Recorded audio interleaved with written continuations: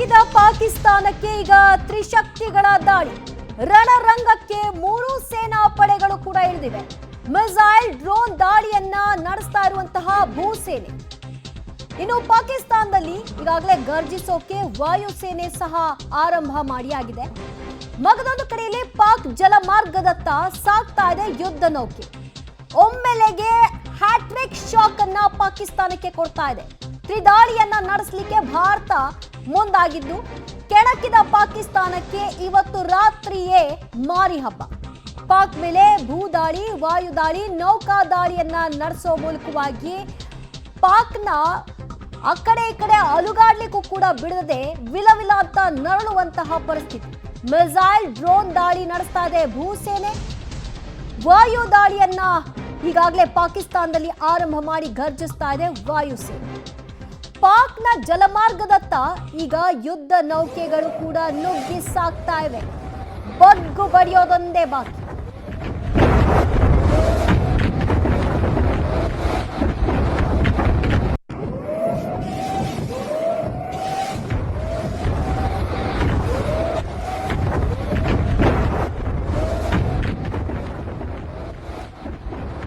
ಇವಾಗ ಇನ್ನಷ್ಟು ಅಪ್ಡೇಟ್ಸ್ ಕೊಡ್ತಾರೆ ಅರುಣ್. ಭಾರತದ ಮೂರು ಸೇನೆಯಿಂದಲೂ ಕೂಡ ಈಗ ದಾಳಿ ಆರಂಭ.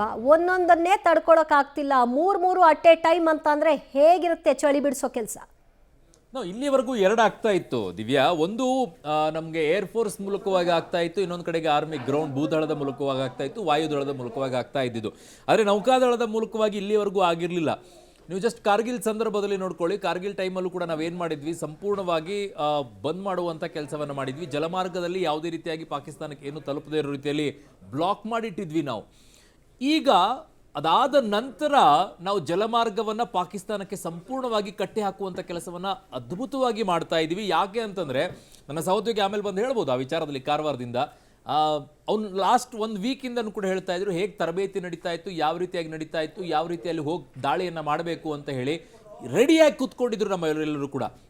ಅದಕ್ಕೋಸ್ಕರನೇ ಪಾಕಿಸ್ತಾನ ಟರ್ಕಿಯಿಂದಲೂ ಕೂಡ ಶಿಪ್ಪನ್ನು ತರಿಸ್ಕೊಂಡಿದ್ದು. ಯಾಕೆ ಅಂತಂದರೆ ಈ ಮೂಲಕವಾಗಿನೇ ಭಾರತ ಈ ಮೂಲಕನೂ ದಾಳಿ ಮಾಡಬಹುದು. ಈ ಬಾರಿ ಅಂದ್ಕೊಂಡಿದ್ದೇನು ಅಂತಂದರೆ, ಒಂದು ಸರ್ಜಿಕಲ್ ಸ್ಟ್ರೈಕನ್ನು ಮಾಡಿದ್ರು, ಇನ್ನೊಂದು ಏರ್ ಸ್ಟ್ರೈಕನ್ನು ಮಾಡಿತ್ತು ಭಾರತ. ಈ ಮೂಲಕವಾಗಿ ಜಲಮಾರ್ಗದ ಮೂಲಕವಾಗಿ ದಾಳಿಯನ್ನು ಮಾಡಬಹುದು ಅನ್ನುವಂಥ ಆತಂಕ ಪಾಕಿಸ್ತಾನಕ್ಕೆ ಬಹುದೊಡ್ಡದಾಗಿತ್ತು. ಹಾಗಾಗಿ ಅಲರ್ಟ್ ಕೂಡ ಆಗಿದ್ರು. ಅದೇ ನಿಟ್ಟಿನಲ್ಲಿ ನಾವು ಕೂಡ ಸಮುದ್ರದ ಮಾರ್ಗದಲ್ಲಿ ಹೋಗೋಕ್ಕೂ ಕೂಡ ಎಲ್ಲ ತಯಾರಿಯನ್ನು ಮಾಡ್ಕೊಂಡಿದ್ವಿ. ನಮ್ಮ ಶಿಪ್ಗಳನ್ನೆಲ್ಲ ಇಟ್ಕೊಂಡಿದ್ವಿ, ಫೈಟರ್ ಶಿಪ್ಗಳನ್ನೆಲ್ಲ ರೆಡಿ ಮಾಡಿಟ್ಕೊಂಡಿದ್ವಿ, ವಾರ್ಶಿಪ್ಗಳನ್ನು ರೆಡಿ ಮಾಡಿಟ್ಕೊಂಡಿದ್ವಿ. ಆದರೆ ಹೊಡೆದಿದ್ದು ಮತ್ತೆ ಏರ್ ಸ್ಟ್ರೈಕ್ ಮೂಲಕವಾಗಿಯೇ. ಪಾಕಿಸ್ತಾನಕ್ಕೆ ಏನಾಗ್ತಾ ಇದೆ, ಭಾರತ ಯಾವ ರೀತಿಯಾಗಿ ನಮ್ಮನ್ನು ಹೊಡೆಯುತ್ತೆ ಅನ್ನೋದು ಗೊತ್ತಾಗ್ತಿಲ್ಲ. ಹಾಗಾಗಿ ಮಿಸೈಲ್ಸ್ಗಳನ್ನು ಕಳಿಸ್ತಾ ಇದೆ, ಹೊಡಿತಾ ಇದೆ. ಬಟ್ ಒಂದು ಮಿಸೈಲ್ಸ್ ಕೂಡ ನಮ್ಮ ಯಾವ ನಾಗರಿಕರಿಗೂ ಕೂಡ ಯಾವ ಹಾನಿಯನ್ನು ಮಾಡುವಂಥ ಪರಿಸ್ಥಿತಿ ಆಗಿಲ್ಲ. ಒಂದು ಹೊರತುಪಡಿಸಿದರೆ ಪೂಂಚ್ ಸೆಕ್ಟರ್ನಲ್ಲಿ 16 ಜನರು ಸಾವನ್ನಪ್ಪಿದ್ದನ್ನು ಹೊರತುಪಡಿಸಿದರೆ ಇನ್ಯಾವ ರೀತಿಯಲ್ಲೂ ಕೂಡ ಹಾನಿಗಳು ಸದ್ಯಕ್ಕೆ ಆಗಿಲ್ಲ ಇಲ್ಲಿಯವರೆಗೂ ಕೂಡ ಇವತ್ತು ಮಾಡಿರುವಂಥ ದಾಳಿಯಲ್ಲಿ. ಆದರೆ ಸ್ಪಷ್ಟವಾಗಿ ಗಮನಿಸ್ಕೊಳ್ಳಿ, Karachi is our target. Karachi is our target, no doubt. Lahore target ಆಗಿ ಹೋಗಿದೆ. Islamabad is our target next. ಆದರೆ ಭೂಮಾರ್ಗದ ಮೂಲಕವಾಗಿ ನಾವು ದಾಳಿಯನ್ನು ಮಾಡುವಂಥ ವಿಚಾರದಲ್ಲಿ ಇನ್ನೂ ಕೂಡ ಆ ಮಟ್ಟಕ್ಕೆ ಹೋಗಿಲ್ಲ. ಆ ಯುದ್ಧ ಮುಂದೆ ಬದರ ಹೋಗಿ ದಾಳಿಯನ್ನು ಮಾಡುವಂಥ ಬಂದಿಲ್ಲ. ಬಾರ್ಡರಿಂದ ಅವ್ರು ನಮ್ಮ ಮೇಲೆ ಫೈರ್ ಮಾಡ್ತಾ ಇದ್ರೆ ನಾವು ಅವ್ರ ಮೇಲೆ ಫೈರ್ ಮಾಡ್ತಾ ಇದ್ದೀವಿ. ಏರ್ ಸ್ಟ್ರೈಕ್ ಆಗ್ತಾ ಇದೆ.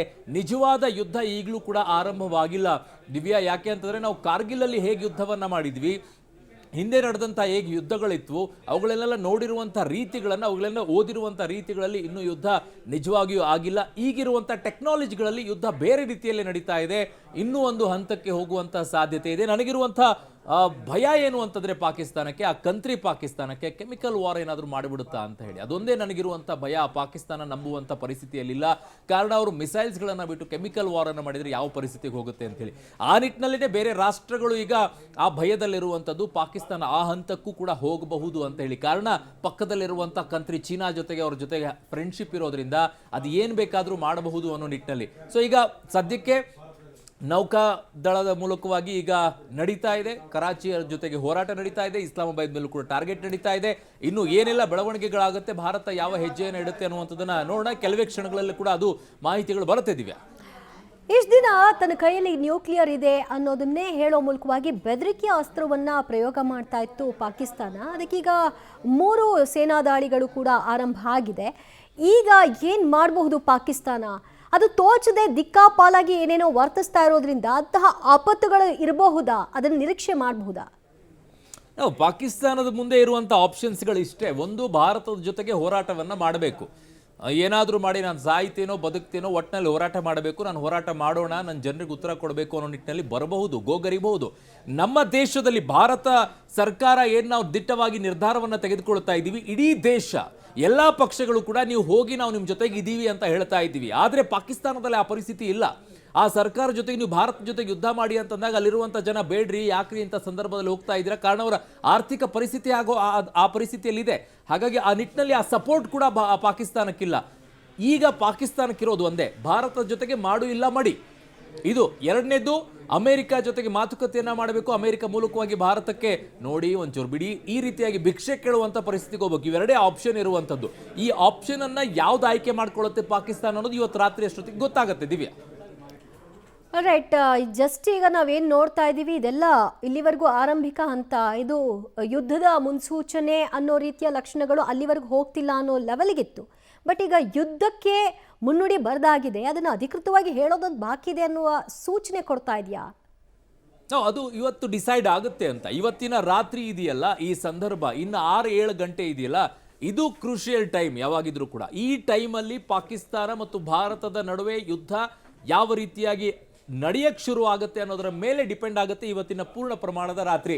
ಪಾಕಿಸ್ತಾನ ಹೀಗೆ ಮುಂದುವರಿತಾ ಇದ್ರೆ ಯುದ್ಧ ಖಂಡಿತವಾಗಿಯೂ ಕೂಡ ಆಗುತ್ತೆ, ಅದರಲ್ಲಿ ಯಾವ ಅನುಮಾನನೂ ಕೂಡ ಇಲ್ಲ. ಯುದ್ಧ ಆರಂಭವಾಗಿದೆ ಅಂತ ಹೇಳ್ಬೋದು. ಬಟ್ ಇದು ಯಾವ ಹಂತದಲ್ಲಿದೆ? ದಾಳಿ ಪ್ರತಿದಾಳಿ, ದಾಳಿ ಪ್ರತಿದಾಳಿ ಈ ಹಂತದಲ್ಲಿದೆ. ನೀನು ಕೊಟ್ಟ ನಾನು ಕೊಡ್ತೀನಿ, ನೀನು ಕೊಟ್ಟ ನಾನು ಕೊಡ್ತೀನಿ, ಫುಲ್ ಫ್ಲೆಡ್ಜಲ್ಲಿ ನಾನು ಕೊಡ್ತಾನೆ ಇರ್ತೀನಿ, ನೀನು ಮುಗಿಸ್ಬೇಕು ಅನ್ನುವಂಥ ಹಂತಕ್ಕೆ ಏನಾದರೂ ನಿಂತು ಬಿಟ್ರೆ ಅಲ್ಲಿಗೆ ಮುಗಿದೋಗುತ್ತೆ ಪರಿಸ್ಥಿತಿ ಪಾಕಿಸ್ತಾನದ್ದು. ಅವಾಗ POKನೂ ಆಗುತ್ತೆ, ಪಾಕಿಸ್ತಾನದ ಅರ್ಧ ಭಾಗನೂ ಬರುತ್ತೆ. ಯಾಕೆ ಅಂತಂದ್ರೆ ಲಾಹೋರ್ವರೆಗೂ ಕೂಡ ನಾವು ಕೊಟ್ಟು ನೋಡಿದ್ದೀವಿ ಹಿಂದೆಯೂ ಕೂಡ. 1965ರಲ್ಲಿ ಲಾಹೋರ್ವರೆಗೂ ಕೂಡ ಕೊಟ್ಟು ನೋಡಿದ್ದೀವಿ. ಈಗಲೂ ಕೂಡ ಆ ಪರಿಸ್ಥಿತಿಗೆ ಏನಾದರೂ ಕೊಟ್ಟರೆ ಅವಕಾಶ ಪಾಕಿಸ್ತಾನ ಈ ಬಾರಿ ಬಿಡೋದಿಲ್ಲ. ಈ ಬಾರಿ ಹೊಡೆದು ಹಾಕ್ತೀವಿ. ಕಾರಣ ಆ ಕಡೆಯಿಂದ ಬಲೂಚಿಸ್ತಾನವೂ ಕೂಡ ಹೊಡೆಯುತ್ತೆ, ಆ ಕಡೆಗೆ ಅಫ್ಘಾನಿಸ್ತಾನದಿಂದ ಕೂಡ ಕೈದಾಗ ಹೋಗುತ್ತೆ. ಎರಡೂ ಕಡೆಯಿಂದ ಕೂಡ ಅವರು ಏಟನ್ನು ತಿಂತಾ ಇರೋ ಸಂದರ್ಭದಲ್ಲಿ ಪಾಕಿಸ್ತಾನ ವಿಲವಿಲ ಅನ್ನುವಂಥ ಸದ್ಯದ ಪರಿಸ್ಥಿತಿಯಲ್ಲೇ ಇದೆ. ಎರಡೇ ಆಯ್ಕೆ, ಮಾಡು ಇಲ್ಲವೇ ಮಡಿ, ಇಲ್ಲ ಶರಣಾಗತಿ, ಇವೆರಡೇ ಇರೋದು. ದಿವ್ಯಾ,